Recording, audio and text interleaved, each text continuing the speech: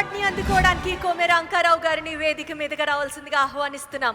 Individual విభాగంలో excellence in environment conservation అవార్డుని అంకారావు గారికి అందించవలసిందిగా ఆంధ్రప్రదేశ్ గవర్నర్ అబ్దుల్ నజీర్ గారిని అలాగే శ్రీమతి వైఎస్ భారతిరెడ్డి గారిని కోరుతున్నాం.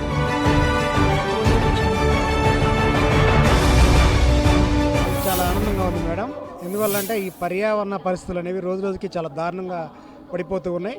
ముఖ్యంగా మనకి ఏంటంటే మన భారతదేశంలో 1952 అటవీ శాఖ విధానం ప్రకారంగా 33.3% అడవులు ఉండాలి. కానీ నేటి పరిస్థితి చాలా దారుణంగా ఉంది. ముఖ్యంగా మన తెలుగు రాష్ట్రాలు ఇంకా దారుణంగా ఉంది. 19% మాత్రమే ఉంది.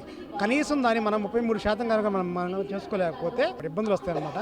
ముఖ్యంగా ఎన్నో రకాల ఔషధ వృక్షాలు అంతరించిపోతూ ఉన్నాయి. పక్షులు జంతువులు అంతరించిపోతూ ఉన్నాయి. వీటిని కనుక మనం వృద్ధి చేసుకోలేకపోతే చాలా ఇబ్బంది అవుతుందన్న ఉద్దేశంతోనే నాకు చిన్నతనంలోనే కలిగిన ఈ యొక్క ఆలోచన. నేను దీన్ని ఆలోచన విధంగా కాకుండా దీన్ని ప్రారంభించాను. ఇప్పటికీ దీన్ని ప్రతిరోజు కూడా ఈ అడవుల వృద్ధి కోసం నేను పనిచేస్తూనే ఉన్నాను. మనం నీటిని కానీ అడవును కానీ చెట్లను కానీ ముఖ్యంగా ఈ భూమిని మనం హరిత భారత్ చేసుకోలేకపోతే చాలా ఇబ్బందులు అయితే వస్తాయి మేడం.